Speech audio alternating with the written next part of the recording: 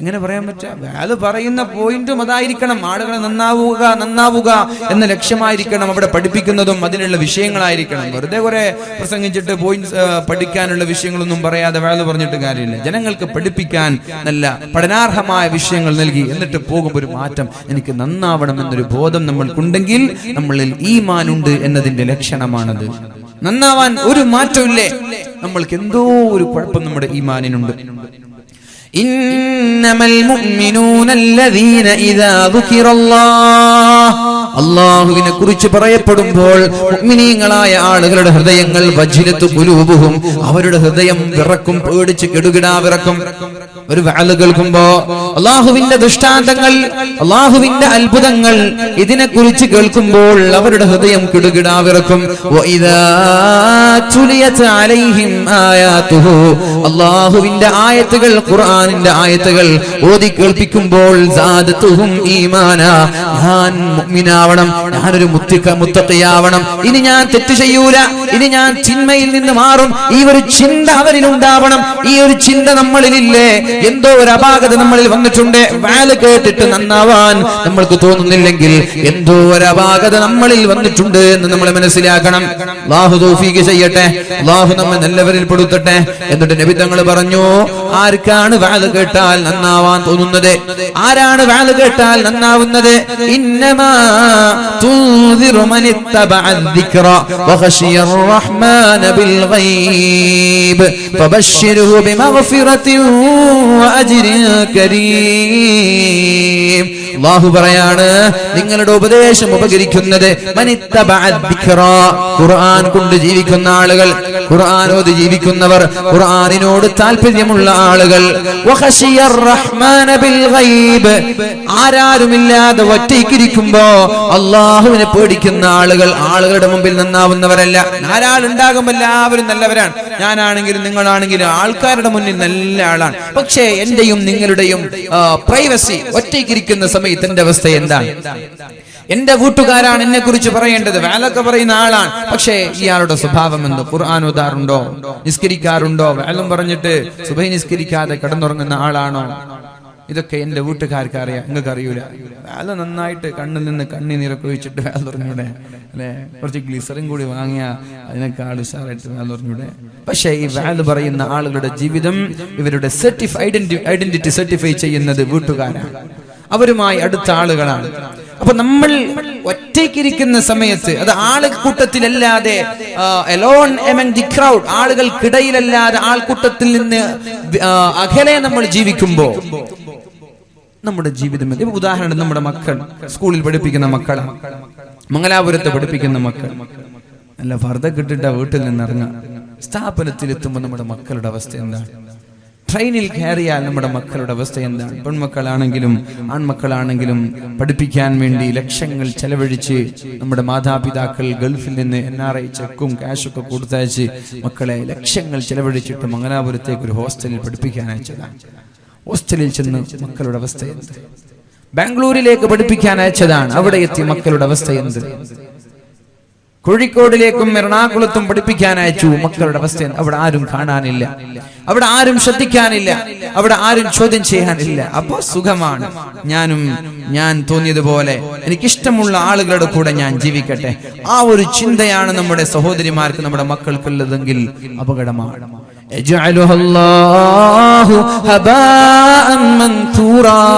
നമ്മുടെ എല്ലാ നന്മകളെയും അല്ലാഹു ചീട്ടുകൊട്ടാരം പോലെ തവിട് പൊടിയാക്കി വലിച്ചെറിയുമെന്ന് മുഹമ്മദുർ റസൂലുള്ളാഹ്. വീട്ടിൽ നല്ല ആളാണ്, വീട്ടിൽ ഉമ്മമാരുടെ മുമ്പിൽ, ഭർത്താവിന്റെ മുന്നിൽ, മക്കളുടെ മുന്നിൽ നല്ല ആളാണ്. പക്ഷേ വീട്ടിൽ നിന്ന് മാറി നിന്നാൽ, ആരാരും തിരിച്ചറിയാത്ത ലോകത്തേക്ക് നമ്മൾ എത്തിയാൽ പിന്നെ നമ്മൾ തോന്നിയതുപോലെ ജീവിക്കുകയാണ്. അല്ലാഹുവിനെ പേടിയില്ല എങ്കിൽ നിങ്ങളുടെ അമലുകൾ അല്ലാഹുവിന് വേണ്ട, നിങ്ങളുടെ ഒരു അമലും അല്ലാഹു സ്വീകരിക്കൂല. യജഅലുഹല്ലാഹു ഹബാഅൻ മൻതൂറാ, ചീട്ടുകൊട്ടാരം പോലെ ധൂളികളാക്കി തവിട് പൊടിയാക്കി എല്ലാ നന്മകളെയും അല്ലാഹു വലിച്ചെറിയുമെന്ന് പരിശുദ്ധ റസൂലുള്ളാഹ്. ശ്രദ്ധിക്കണേ എന്റെ പ്രിയമുള്ള സഹോദരന്മാരെ, പ്രത്യേകിച്ച് സ്കൂളിൽ പഠിക്കുന്ന വിദ്യാർത്ഥികൾ ഈ സദസ്സിലുണ്ടെങ്കിൽ അവരോടാണ് ഞാനിത് പറയുന്നത്. മക്കയിൽ ഖാലിയായ ഉബൈദ് ബിൻ ഉമൈർ എന്ന് പറയുന്ന മഹാനായ ഒരു സൂഫി വര്യനായ ഒരു ഖാലി ഉണ്ടായിരുന്നു. ഒരു ഖാലി താബിയാണ് അദ്ദേഹം. ഉബൈദ് ബിൻ ഉമൈർ എന്ന് പറയുന്ന മഹാനായ താബിയാണ്, സൂഫി വര്യനാണ് അയാൾ. അതേപോലെ മക്കയിൽ ജീവിച്ചിരുന്ന ഒരു സുന്ദരിയായ ഒരു പെണ്ണിന്റെ കൂടെയുള്ള കഥ പറയുന്നുണ്ട്.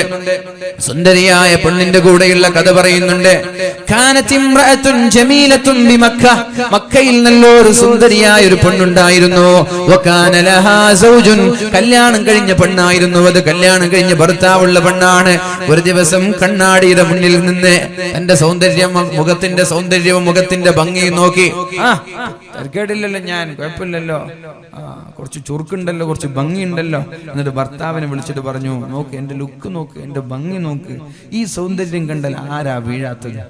എന്റെ ഈ സൗന്ദര്യത്തിന് മുന്നിൽ എനിക്ക് എല്ലാവരെയും, ഞാൻ വിചാരിച്ച ആളുകളൊക്കെ വഴികേടിലേക്ക് നയിക്കാൻ, വ്യഭിചാരത്തിലേക്ക് ക്ഷണിക്കാൻ എനിക്ക് പറ്റുമെന്ന് ഭർത്താവിനോട് പറഞ്ഞു. ഭർത്താവ് പറഞ്ഞു, നിനക്ക് എല്ലാവരും പറ്റുമായിരിക്കും, പക്ഷെ ഒരാളെ നിനക്ക് വഴികേടിലേക്ക് നയിക്കാൻ പറ്റൂല. അതാരാ? അത് ഉബൈദ് ബിൻ ഉമൈർ, മക്കയിൽ ഖാലിയായി ജോലി ചെയ്യുന്ന മക്കയിലെ ഖാലി ഉബൈദ് ബിൻ ഉമൈർ റളിയല്ലാഹു അൻഹുവിനെ താബിയായ സൂഫി വര്യനാണ്. അയാളെ വഴികേടിലേക്ക് നയിക്കാൻ, അയാളെ ഫിത്നയുണ്ടാക്കാൻ നിനക്ക് സാധിക്കൂല. അപ്പൊ പെണ്ണ് ചോദിച്ചു, എനിക്ക് സമ്മതം തരുമോ? ഞാനൊന്ന് പോയി നോക്കട്ടെ. ഞാൻ നിനക്ക് സമ്മതം തന്നു. ദയ്യൂസ് എന്ന് പറയുന്നത് ഇയാളെയാണ്. വ്യഭിചരിക്കാൻ വേണ്ടി ഭാര്യ അയക്കാൻ, മറ്റൊരാളെ വഴികേടിലേക്ക് നയിക്കാൻ വേണ്ടി ഭാര്യ പറഞ്ഞേക്കാണ്. ഭാര്യ എന്താ ചോദിച്ചത്?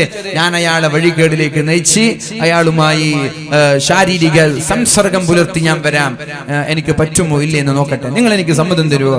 ഭർത്താവ് പറഞ്ഞു, നീ പോയിക്കോൾ, എന്റെ സമ്മതമുണ്ട്. അതിൽ തുലക്കി, ഞാൻ നിനക്ക് സമ്മതം തന്നു. പെണ്ണുപോയി നല്ല പർദ്ദയും മുഖവും മറച്ച ഹിജാബ് ധരിച്ച് മഹാനായ ഉബൈദ് ബിൻ ഉമൈർ റളിയല്ലാഹു അൻഹുവിന്റെ അടുത്തേക്ക് ചെന്നു. അദ്ദേഹം ഇങ്ങനെ പള്ളിയിലുണ്ട്, ഒരു മൂലയിൽ ആരാരും കാണാത്ത ഹറമാണല്ലോ, വിശാലമാണല്ലോ, ആരാരും കാണാത്ത ഒരു സ്ഥലത്തേക്ക് മഹാനായ ഉബൈദ് ബിൻ ഉമൈർ റളിയല്ലാഹു അൻഹു എത്തിയപ്പോഴാണ് ഈ പെണ്ണ് വിളിക്കുന്നത്, ഞാൻ നിങ്ങളോട് മസ്അല ചോദിക്കാൻ വേണ്ടി കടന്നു വന്നതാണ്. എന്റെ മസ്അലകൾ, എന്റെ ആവശ്യങ്ങൾ നിങ്ങൾ എനിക്ക് പറഞ്ഞു തരുമോ? എന്റെ ചോദ്യങ്ങൾക്ക് നിങ്ങൾ മറുപടി തരുമോ? പെണ്ണ് മഹാനായ ഉബൈദ് ബിൻ ആമിർ എന്ന് പറയുന്ന ഖാലിയോട് ചോദിച്ചപ്പോഴാണ് അദ്ദേഹം പറഞ്ഞു തരാം, എന്താണ് നിങ്ങൾക്ക് സംശയമുള്ളത്? ഒരുപാട് ചോദ്യങ്ങൾ ചോദിച്ചു. ചോദ്യത്തിനിടയിലാണ് തന്റെ സുന്ദരമായ മുഖം കാണാൻ വേണ്ടി, ഖാലിയാർ അവர்கள் കാണാൻ വേണ്ടി മുഖം മറച്ചിരിക്കുന്ന ആ ഒരു ഷാൾ കൊണ്ട് തന്റെ മുഖം തുറന്നു കാണിച്ചു കൊടുത്തത്. തന്റെ മുഖം തുറന്നു നോക്കുമ്പോൾ 14-ാം രാവിലെ ചന്ദ്രനെ പോലെ വല്ലാത്ത സൗന്ദര്യം കൊണ്ട് പ്രകാശിക്കുന്നുണ്ട് ആ പെണ്ണിന്റെ മുഖം. അപ്പൊ മഹാനായ ഉബൈദ് ബിൻ ഉമൈർ റളിയല്ലാഹു അൻഹു പറഞ്ഞു, യാ അമത്തല്ലാഹ്, അല്ലാഹുവിനെ പേടിക്കണേ പെണ്ണേ, അന്യപുരുഷന്റെ മുന്നിൽ മുഖം വെളിവാക്കരുത്. അല്ലാഹുവിനെ പേടിക്കണം. ആരാരുമില്ലാത്ത ഒറ്റയ്ക്കുള്ള സ്ഥലം നോക്കിയിട്ടാണ് പെണ്ണ് ചോദ്യം ചോദിക്കാൻ തുടങ്ങിയത്. ഇത്തഖില്ലാഹ യാ അമത്തല്ലാഹ്, അല്ലാഹുവിനെ പേടിക്കണേ പെണ്ണേ. അപ്പോഴാണ് പെണ്ണ് പറഞ്ഞത്, എനിക്ക് നിങ്ങളോട് താല്പര്യമുണ്ട്, ഞാൻ നിങ്ങളുമായി പ്രണയത്തിലാണ്, എനിക്ക് നിങ്ങളോട് സ്നേഹമുണ്ട്, എന്നെ നിങ്ങൾ സ്നേഹിക്കണം, എന്റെ ശാരീരിക ആഗ്രഹങ്ങൾ നിങ്ങൾ പൂർത്തീകരിച്ചു തരണമെന്ന് മഹാനായ ഉബൈദ് ബിൻ ഉമൈർ റളിയല്ലാഹു അൻഹുവിനോട് പെണ്ണ് പറഞ്ഞപ്പോഴാണ് മഹാനായ ഉബൈദ് റളിയല്ലാഹു അൻഹു പെണ്ണിനോട് തിരിച്ചു ചോദിക്കുന്നത്, ഞാൻ നിന്നോട് ചില ചോദ്യങ്ങൾ ചോദിക്കാം, അതിന് വ്യക്തമായ മറുപടി നൽകിയാൽ നിന്റെ ആവശ്യങ്ങൾ ഞാൻ നിറവേറ്റി തരാമെന്ന്, നിന്റെ ആഗ്രഹങ്ങൾ ഞാൻ സഫലീകരിച്ചു തരാമെന്ന് മഹാനായ ഉബൈദ് ബിൻ ഉമൈർ റളിയല്ലാഹു അൻഹു പെണ്ണിനോട് പറയാണ്. പെണ്ണ് പറഞ്ഞു, ചോദിച്ചോളൂ, ഇല്ലാ സദ്ദഖതുക, നിങ്ങൾ എന്ത് ചോദിച്ചാലും ഞാൻ സത്യം മാത്രമേ നിങ്ങളോട് പറയുകയുള്ളൂ. അപ്പോഴാണ് ഉബൈദ് റളിയല്ലാഹു അൻഹു പറഞ്ഞത്, അഖ്ബിരീനി, പെണ്ണേ എന്നോട് പറയണം, ലൗ അന്ന മലക്കൽ മൗതി അതാകി യഖ്ബിലു റൂഹകി അകാന യസുറുകി അന്നി ഖളൈതു ലക ഹാദിഹിൽ ഹാജ, നിന്റെ റൂഹ് പിടിക്കാൻ വേണ്ടി, നിന്റെ ആത്മാവിനെ കൊണ്ടുപോവാൻ വേണ്ടി അള്ളാഹുവിന്റെ കൽപ്പനയോടുകൂടെ അസ്രായീൽ അലൈഹിസ്സലാം കടന്നു വന്നിട്ട് നിന്റെ ആത്മാവിനെ ശരീരത്തിൽ നിന്ന് കൊണ്ടുപോയി മരിക്കാൻ കിടക്കുന്ന സമയത്ത് ഞാൻ നിന്റെ വൈകാരിക താല്പര്യങ്ങൾ പൂർത്തീകരിച്ചു തന്നാൽ ആ ഒരു പ്രവർത്തനം കൊണ്ട് നിനക്ക് സന്തോഷമാണോ ദുഃഖമാണോ ഉണ്ടാവുക? മരണസമയത്ത് ഈ ഒരു വ്യഭിചാരം കാരണം നീ സന്തോഷിക്കുകയാണോ ദുഃഖിക്കുകയാണോ ചെയ്യുക? പണ്ട് പറഞ്ഞു, യാ അല്ലാഹ്, അല്ലാഹുമ്മ ലാ, അല്ലാഹുമ്മ ലാ, എനിക്ക് പേടിയാണ്, ഞാൻ പേടിക്കുകയാണ്, എനിക്ക് സന്തോഷം നൽകൂല. അടുത്ത ചോദ്യം ചോദിച്ചു, ഖബറിലേക്ക് കൊണ്ടുപോയാൽ മുൻകർ നക്കീർ അവിടേക്ക് കടന്നു വരൂലേ? മുൻകർ നക്കീർ കടന്നു വരുമ്പോ നിന്നോട് മർറബ്ബുക വമാ ദീനുക എന്നിങ്ങനെ ചോദ്യം ചോദിക്കുമ്പോ നമ്മൾ രണ്ടുപേരും സംസർഗം പുലർത്തിയാൽ, വ്യഭിചാരം ചെയ്താൽ ആ ഒരു വ്യഭിചാരം ഖബറിൽ വെച്ച് നിനക്ക് സന്തോഷമാണോ നൽകുന്നത് അല്ല ദുഃഖമാണോ നൽകുന്നത്? അല്ലാഹുമ്മ ലാ, എനിക്ക് ദുഃഖമാണ് ഉണ്ടാവുക, സന്തോഷമല്ല. ഇനിയുമുണ്ട് ചോദ്യം, മീസാൻ എന്ന തുലാസിന്റെ സമീപത്തേക്ക് നമ്മൾ പോകുമ്പോ നന്മയുടെ തുലാസാണോ തിന്മയുടെ തുലാസാണോ ഭാരമുണ്ടാവുക? എല്ലാവരും പേടിക്കുന്ന സമയമാണത്. ആ സമയത്ത് നിനക്ക് ഈ ഒരു പ്രവർത്തനം സന്തോഷമാണോ നൽകുക? അല്ലേ അല്ല, എനിക്ക് പേടിയാണ് തോന്നുന്നത്. സിറാത്ത് പാലം കടക്കുമ്പോ വലത് കൈയിലാണോ ഇടത് കൈയിലാണോ കിതാബ് തരുന്നത്? ആ ഒരു സമയത്ത് ഈ ഒരു പ്രവർത്തനം കൊണ്ട് നിനക്ക് സന്തോഷം ലഭിക്കുമോ എന്ന് പെണ്ണിനോട് ചോദിച്ചപ്പോ പെണ്ണ് പറഞ്ഞു, അല്ലാഹുമ്മ ലാ, ഇല്ലേ ഇല്ല, എനിക്കതുകൊണ്ട് പേടിയാണ് ഉണ്ടാവുക. അതുകൊണ്ട് അള്ളാഹുവിന്റെ അടിമ പെണ്ണേ, അള്ളാഹുവിന്റെ അടിമയെ, അള്ളാഹുവിനെ പേടിക്കണേ. വ്യഭിചാരം ചെയ്യരുത്, വ്യഭിചാരം ചെയ്യരുത്. അന്യപുരുഷന്മാർക്ക് മുന്നിൽ മുഖം പ്രദർശിപ്പിക്കരുത്, അന്യപുരുഷന്മാരോട് സംസാരിക്കരുത്, അന്യപുരുഷന്മാരുമായി ഷെയ്ക്ക് ഹാൻഡ് ചെയ്യരുത്, അന്യപുരുഷന്മാരുമായി പ്രണയമോ പ്രേമമോ വേണ്ട.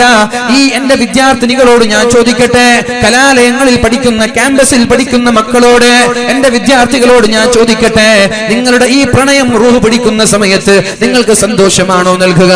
ഖബറിലെത്തിയാൽ രാത്രി ഉറങ്ങാതെ ചാറ്റ് ചെയ്തത്, തന്റെ കാമുകന്റെ കൂടെ ജ്യൂസ് കുടിക്കാനും ഭക്ഷണം കഴിക്കാനും ടീ ടോക്കിന് വേണ്ടി പോയത്, അത് സന്തോഷമാണോ ദുഃഖമാണോ നൽകുക? അതേപോലെ നാളെ മഹ്ശറയിലെത്തിയാൽ, നാളെ സിറാത്ത് പാലത്തിലെത്തിയാൽ നിങ്ങളുടെ ഈ പ്രണയങ്ങൾ, നിങ്ങളുടെ ഈ പ്രേമങ്ങൾ, നിങ്ങളുടെ ഈ പ്രവർത്തനങ്ങൾ കാരണം നിങ്ങൾക്ക് സന്തോഷമാണോ അല്ല ദുഃഖമാണോ ലഭിക്കുക? ഇത് ആലോചിച്ചിട്ട് മതി ഓരോ പ്രവർത്തനങ്ങളും. പെണ്ണ് പറഞ്ഞു, അല്ലാഹുമ്മ, ഞാൻ നന്നാവുകയാണ്, ഞാൻ നന്നാവുകയാണ്. എന്നിട്ട് നേരെ ഭർത്താവിന്റെ അടുത്തേക്ക് ചെന്നു. ഭർത്താവ് ചോദിച്ചു, മാദാ സനഅതി, പെണ്ണെ നീ പോയത് ഉബൈദ് ഇബ്നു ഉമൈറിനെ വഴിക്കേടിലേക്ക് നയിക്കാനല്ലേ, എന്തു പറ്റി? പെണ്ണ് പറഞ്ഞു, അൻത ബത്താൽ, നീ വിഡ്ഢിയാണ്. ഭർത്താവിന്റെ മുഖം നോക്കി പറഞ്ഞു, അൻത ബത്താൽ, ഭർത്താവേ നീ വിഡ്ഢിയാണ്. വനഹ്നു ബത്താലൂൻ, ഞങ്ങൾ രണ്ടുപേരും വിഡ്ഢികളാണ്. പിന്നെ വുളൂ ചെയ്തു നിസ്കരിക്കാൻ തുടങ്ങി, നോമ്പ് നോക്കാൻ തുടങ്ങി, ആരാധന ചെയ്യാൻ തുടങ്ങി. എന്നാൽ ഭർത്താവിന് പെണ്ണിനെ കിട്ടാതായി, ഭർത്താവിന് ഭാര്യയെ കിട്ടാതായി. കാരണം ഭാര്യ എപ്പോഴും നിസ്കാരത്തിലാണ്, എപ്പോഴും നോമ്പിലാണ്, എപ്പോഴും ആരാധനയിലാണ്. അപ്പോഴാണ് വ്യഭിചാരത്തിലേക്ക് പറഞ്ഞയച്ച ദയ്യൂസ് എന്ന് പറയുന്ന ഈ ഭർത്താവ് പറയാൻ തുടങ്ങി, മാലി വലി ഉബൈദ് ഇബ്നു ഉമൈർ അഫ്സദ അലയ്യ സൗജതി, എന്റെ ഭാര്യയെ ഉബൈദ് മോശമാക്കിയല്ലോ, എന്റെ ഭാര്യയെ ഉബൈദ് മോശമാക്കിയല്ലോ. ഇത്രയും നല്ല സുന്ദരിയായ ഭാര്യ, എല്ലാ ദിവസവും പുതുനാരിയെ പോലെ മണിയറയിലേക്ക് വരുമ്പോൾ അണിഞ്ഞൊരുങ്ങി മനോഹരമായി കടന്നു വന്നിരുന്ന ഭാര്യ ഇന്ന് മണിയറയിലേക്ക് വരുന്നേയില്ല. ആകെ നിസ്കാരമാണ്, ആകെ നോമ്പാണ്. വേണ്ടായിരുന്നല്ലോ, ഞാനിങ്ങനെ പറഞ്ഞേക്കേണ്ടില്ലായിരുന്നല്ലോ എന്ന് പറയാൻ തുടങ്ങി ഭർത്താവ്. അതുകൊണ്ട് എന്റെ പ്രിയമുള്ള സഹോദരിമാരോട് എനിക്ക് ചോദിക്കാനുള്ളത്, ഇങ്ങനൊരു അവസരത്തിൽ നമ്മൾ ആലോചിക്കേണ്ടത്, ആരാരും കാണാതെ, ആരാരും ശ്രദ്ധിക്കാതെ തെറ്റ് ചെയ്യാൻ നമ്മൾക്ക് അവസരമുണ്ടാകുമ്പോ നമ്മൾ ആലോചിക്കേണ്ടത്, ഈ ഒരു തെറ്റ് കാരണം മരിക്കുന്ന സമയത്ത് എനിക്ക് സന്തോഷമാണോ നൽകുക അല്ല പ്രയാസമാണോ? എന്റെ സഹോദരിമാരെ, നെഞ്ചത്ത് കൈവച്ചൊന്ന് ആലോചിക്കണേ. ഉമ്മ അറിയാതെ, ഉപ്പ അറിയാതെ, മാതാപിതാക്കൾ അറിയാതെ, ജ്യേഷ്ഠാനുജന്മാരറിയാതെ, കല്യാണം കഴിഞ്ഞവരാണെങ്കിൽ ഭർത്താക്കന്മാര്, മക്കളറിയാതെ അവിഹിത ബന്ധങ്ങളോ, അവിഹിത സംസാരങ്ങളോ, അവിഹിത ചാറ്റിങ്ങുകളോ ഉണ്ടെങ്കിൽ ഒന്ന് ആലോചിക്കണേ. റൂഹ് പിടിക്കുന്ന സമയത്ത് എല്ലാവരും വെപ്രാളപ്പെടുന്ന, പ്രയാസപ്പെടുന്ന, കഷ്ടപ്പെടുന്ന ഒരു സമയം നമ്മളിലേക്ക് കടന്നു വരാനുണ്ട്. ആ സമയത്ത് ഇത് കാരണം എന്റെ അവസ്ഥ എന്തായിരിക്കുമെന്ന് ആലോചിക്കണേ. അള്ളാഹു കാക്കട്ടെ.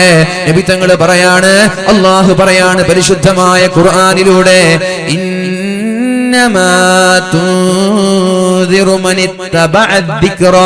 വഅദ് പറഞ്ഞാൽ നന്നാവുന്നത്, വഅദ് പറഞ്ഞാൽ ഉപകരിക്കുന്നത്, ഖുർആൻ കൊണ്ട് ജീവിക്കുന്ന ആളുകൾക്കാണ്. ആൾക്കാരുടെ മുന്നിലല്ല, ഒറ്റയ്ക്കിരിക്കുമ്പോൾ അള്ളാഹുവിനെ പേടിക്കുന്ന ആളുകൾക്ക് വഅദ് ഉപകരിക്കുമെന്ന് പരിശുദ്ധ ഖുർആൻ. ഇങ്ങനെയുള്ള ആളുകൾ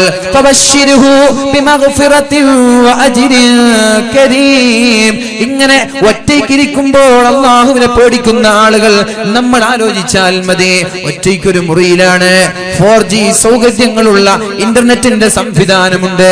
ഒരാളും ഇത് കാണൂല, ഉമ്മ അറിയൂല, ഉപ്പ അറിയൂല. ഇന്റർനെറ്റിന്റെ മായാ ലോകത്തേക്ക് എന്തു ചെയ്യാനും നമ്മൾക്ക് സൗകര്യമുണ്ട്. ഒന്ന് ക്ലിക്ക് ചെയ്താൽ വിരൽ തുമ്പിലേക്ക് നമ്മൾ ആവശ്യപ്പെട്ടതൊക്കെ കടന്നു വരികയാണ്. അങ്ങനെ ഒരു സാഹചര്യം നമ്മൾക്കുണ്ടാകുമ്പോ ഈ മൊബൈൽ ഫോൺ ഒന്ന് മാറ്റിവെച്ചിട്ട് ഖുർആൻ ഓതാൻ നമ്മൾ സമയം കണ്ടെത്താറുണ്ടോ? ഒരു 2 റക്അത്ത് ഞാൻ നിസ്കരിക്കട്ടെ, ഒരാളും കാണാത്ത സമയമാണല്ലോ, ഞാനും എന്റെ റബ്ബും മാത്രമുള്ള സമയമാണല്ലോ.